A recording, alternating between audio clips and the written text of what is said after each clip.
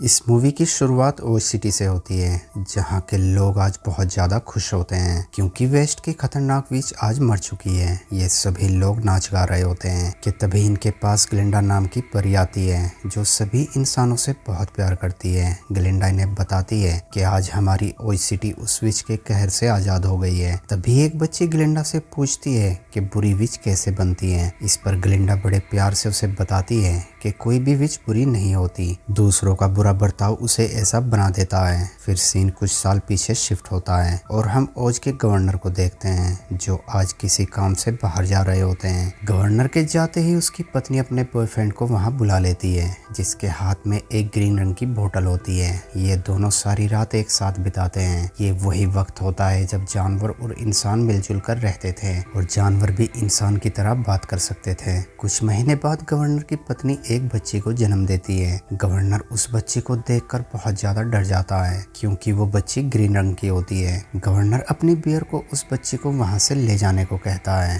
तो वो बच्ची जोर जोर से रोने लगती है जिसकी वजह से वहां की चीजें हवा में उड़ने लगती हैं। यहाँ हमें पता लगता है कि ये बच्ची कोई आम बच्ची नहीं है। वो बियर उस बच्ची का नाम अल्फबा रखती है। कुछ साल बाद गवर्नर के घर एक और बच्ची जन्म लेती है जिसका नाम रोज रखा जाता है। रोज वैसे तो बहुत ज्यादा खूबसूरत होती है मगर उसके दोनों पैरों में ही जान नहीं होती। अल्फबा अपनी छोटी बहन से बहुत प्यार करती है। एक दिन अल्फबा और उसकी छोटी बहन खेल रही होती हैं कि तभी कुछ बच्चे आकर उसकी बहन का मजाक उड़ाने लगते हैं। ये देखकर अल्फबा को बहुत गुस्सा आता है और वो अपनी पावर से उन बच्चों को पत्थर मारकर वहां से भगा देती है। तभी गवर्नर वहां पर आ जाता है और इन सब का जिम्मेदार अल्फबा को कहकर उसे बहुत डांटता है। हालांकि अल्फबा अपने पिता से बहुत प्यार करती है मगर उसके पिता अल्फबा को उसके रंग की वजह से हमेशा नफरत की नजर से ही देखते हैं। फिर कहानी प्रेजेंट में आ जाती है जहां ग्लिंडा उस विच के बड़े से पुतले को आग लगाकर वहां से जाने लगती है कि तभी एक लड़की ग्लिंडा से पूछती है कि हमने सुना है कि वो विच कभी आपकी दोस्त थी। इस पर ग्लिंडा उसे बताती है कि वो मेरी दोस्त नहीं थी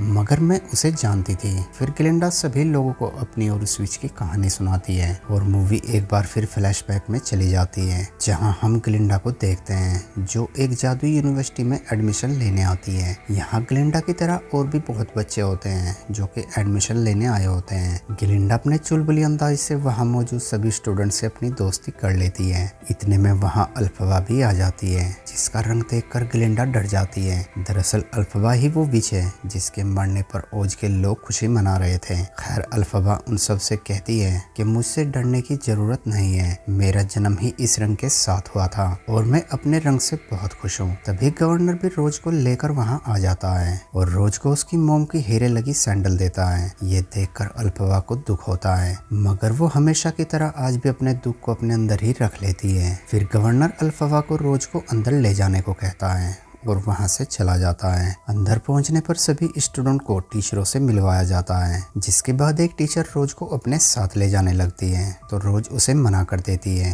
अल्फबा उसे कहती है कि मैं अपनी बहन को ले जाऊंगी मगर वो टीचर अल्फबा की बात नहीं सुनती तो अल्फबा गुस्से में आकर अपने जादू से उसे रोक देती है। अल्फबा का ये जादू देखकर वहाँ के स्टूडेंट हैरान हो जाते हैं और अल्फबा को अजीब नजरों से देखने लगते हैं। पर तभी वहाँ पर इस यूनिवर्सिटी की डीन आ जाती है जो बच्चों से कहती है कि ये जादू मैंने किया था। यह कहकर डीन अल्फबा को बचा लेती है जिसके बाद डीन ग्लिंडा को अल्फबा के साथ रूम शेयर करने को कहती है और ग्लिंडा भी डीन की बात मान लेती है। फिर डीन अल्फबा को अपने साथ ले जाती है और उसे कहती है कि तुम बहुत खास हो और मैं तुम्हें पढ़ाना चाहती हूँ। इस पर अल्फबा डीन को थैंक्स कहती है और बताती है कि मेरे डैड मुझे पढ़ाने के लिए कभी नहीं मानेंगे। इस पर डीन उसे कहती है कि तुम इसकी चिंता मत करो, तुम्हारे डैड से मैं बात कर लूंगी, बस मुझे ये बताओ कि ये तुमने कैसे किया है। और अब अल्फबा डीन को बताती है कि मेरे साथ बचपन से ही ऐसा होता है, जब भी मुझे गुस्सा आता है तो मेरे आसपास की सारी चीजें तबाह होने लगती हैं, मैं चाहकर भी इसे कंट्रोल नहीं कर पाती। ये सुनकर डीन उसे कहती है कि तुम घबराओ मत, मैं तुम्हें तुम्हारी शक्तियों पर काबू करना सिखाऊंगी और तुम्हें एक महान जादूगरनी बनाऊंगी। ये सुनकर अल्फबा खुश हो जाती है और वहाँ से सीधी ग्लिंडा के रूम में आ जाती है तो वो देखती है कि ग्लिंडा ने सारे रूम में अपना सामान फैला रखा है। अल्फबा ग्लिंडा के सामान को साइड कर अपने लिए जगह बनाने लगती है। ये देखकर ग्लिंडा को बहुत गुस्सा आता है और इन दोनों के बीच बहस होने लगती है, जिसके बाद अल्फबा को भी गुस्सा आ जाता है और उनके रूम के दरवाजे का शीशा टूट जाता है। ये देखकर ग्लिंडा भी अल्फबा से डर जाती है। अगली सुबह जब अल्फबा लाइब्रेरी में आती है तो वहाँ मौजूद सभी स्टूडेंट ग्लिंडा के साथ मिलकर अल्फबा का मजाक उड़ाने लगते हैं, मगर अल्फबा उनकी बातों को नजरअंदाज कर देती है। इसके बाद ये सब बच्चे क्लास में आ जाते हैं, जहाँ इन्हें पढ़ाने के लिए एक प्रोफेसर बकरा आता है। तो वो सभी बच्चे उस बकरे का मजाक उड़ाने लगते हैं। ये देखकर अल्फबा को बहुत बुरा लगता है। वो बकरा उन्हें बताता है कि पहले इंसान और जानवर मिलजुल कर रहते थे, मगर फिर भूख और गुस्से ने इंसानों को बदल दिया, जिसके बाद इंसानों ने जानवर के सारे अधिकार छीन लिए। प्रोफेसर उन बच्चों को आगे पढ़ाने लगता है, लेकिन तभी वो देखता है कि किसी बच्चे ने जानवरों के खिलाफ भला बुरा लिख रखा है। यह देखकर प्रोफेसर उदास होकर वहाँ से चला जाता है। तो अल्फबा प्रोफेसर के पास आती है और उसे कहती है कि आपने बहुत अच्छा पढ़ाया है। ये सुनकर प्रोफेसर को बहुत अच्छा लगता है और यहाँ प्रोफेसर और अल्फबा के बीच अच्छी दोस्ती हो जाती है। वहीं डीन भी अल्फबा को अकेले में पढ़ाती है और उसे उसकी पावर से कॉइन को हिलाने को कहती है। तो अल्फबा अपनी पावर से वहाँ रखी सभी चीजों को हवा में उड़ा देती है। अल्फबा की पावर को देखकर डीन बहुत खुश होती है। फिर रात में वो प्रोफेसर बकरा कहीं जा रहा होता है,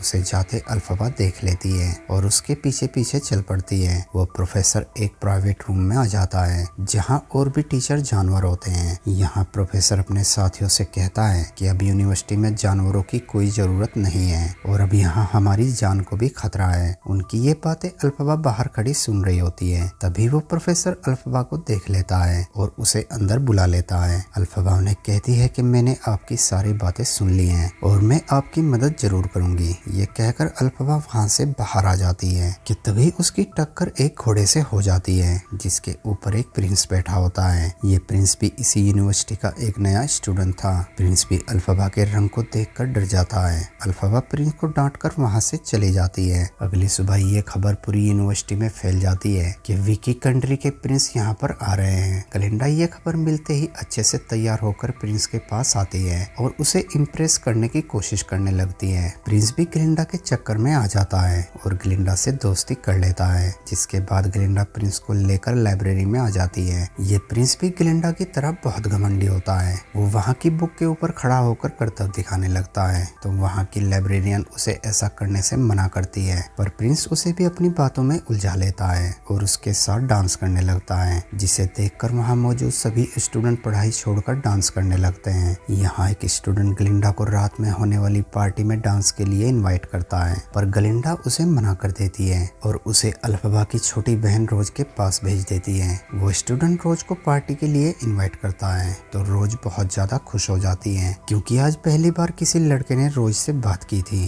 रोज ये बात अल्फबा को बताती है, तो अल्फबा समझ जाती है कि ये ग्लिंडा की कोई चाल है, ताकि वो रोज को सबके सामने बेइज्जत कर सके। अगले दिन ग्लिंडा के दोस्त उसे अच्छे से तैयार करते हैं, तो उन्हें ग्लिंडा के बैग में एक हैड मिलती है जो उसकी दादी की होती है। तो ग्लिंडा वो हैड अल्फबा को देती है और उसे कहती है कि ये हैड मेरी दादी की है, मैं चाहती हूँ कि तुम ये हैड पहनकर आज पार्टी में आओ। अल्फबा भी ग्लिंडा का दिल रखने के लिए वो हैड ले लेती है। फिर रात में सभी स्टूडेंट पार्टी में पहुंच जाते हैं और अपने अपने पार्टनर के साथ डांस करने लगते हैं कि तभी यहाँ पर अल्फबा की एंट्री होती है। अल्फबा की हैड को देखकर सभी स्टूडेंट उसका मजाक उड़ाने लगते हैं, तो अल्फबा उस हैड को उतारकर अजीब सा डांस करने लगती है, जिसे देखकर वहाँ पर खड़े सभी स्टूडेंट हंसने लगते हैं। ये देखकर ग्लिंडा को अपने किए पर शर्म आ जाती है और वो अल्फबा के साथ उसी की तरह डांस करने लगती है। अल्फबा ग्लिंडा को ऐसे देखकर काफी इमोशनल हो जाती है, तो ग्लिंडा उसे गले से लगा लेती है और यहाँ इन दोनों के बीच बहुत अच्छी दोस्ती हो जाती है। रूम में आने के बाद ग्लिंडा अल्फबा को बताती है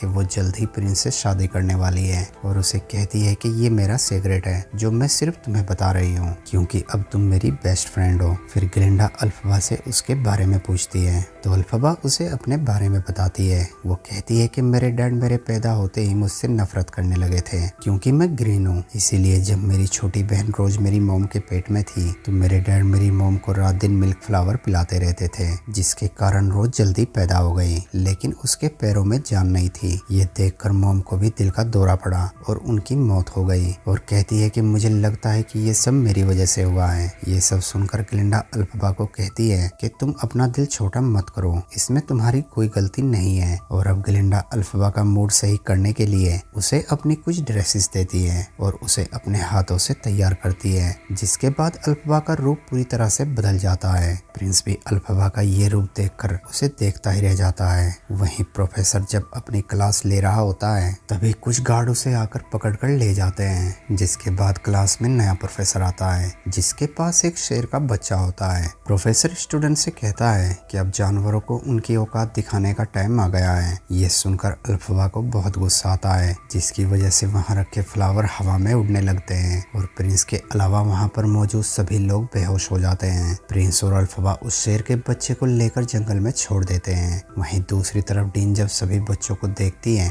तो वो समझ जाती है कि ये अल्फबा का ही काम है। तभी डीन किसी को खत लिखती है और उसे अल्फबा के बारे में बताती है और अगली ही सुबह अल्फबा को लेने के लिए एक खास तरह की ट्रेन आती है। डीन अल्फबा को उसके साथ जाने को कहती है। अल्फबा भी डीन की बात मानकर जाने लगती है कि तभी वहाँ पर ग्लिंडा आती है तो अल्फबा ग्लिंडा को भी अपने साथ ले जाती है, जिसके बाद ये दोनों एमरेट सिटी में आ जाती हैं, जहाँ इन दोनों का वेलकम बहुत अच्छे से होता है। फिर इन दोनों की मुलाकात मिस्टर विचर्ड से होती है। विचर्ड अल्फबा को देखकर बहुत खुश होता है और इन दोनों को ओज सिटी का नक्शा दिखाता है जो कि बहुत ज्यादा खूबसूरत होता है। विचर्ड अल्फबा के कहने पर ओज सिटी के रास्तों को येलो कलर में बदल देता है, जिसके बाद विचर्ड अल्फबा से उसकी इच्छा पूछता है तो अल्फबा उसे कहती है कि मैं जानवरों को उनका हक दिलाना चाहती हूँ। वो ये बात कर ही रहे होते हैं कि तभी वहाँ पर डीन आ जाती है। डीन को देखकर अल्फबा बहुत खुश होती है। डीन अल्फबा और ग्लिंडा को लेकर एक बड़े से हॉल में आती है जहाँ एक गोरिल्ला महान जादुई किताब से कपड़ा हटाता है। अल्फबा उस किताब को बड़े ध्यान से देखने लगती है तो वो किताब अपने आप खुल जाती है और अल्फबा के सामने उड़ने वाला मंत्र आ जाता है। विचर्ड अल्फबा से कहता है कि क्या तुम इस मंत्र को पढ़ सकती हो, और अल्फबा उस मंत्र को बिना रुके एक ही सांस में पढ़ देती है।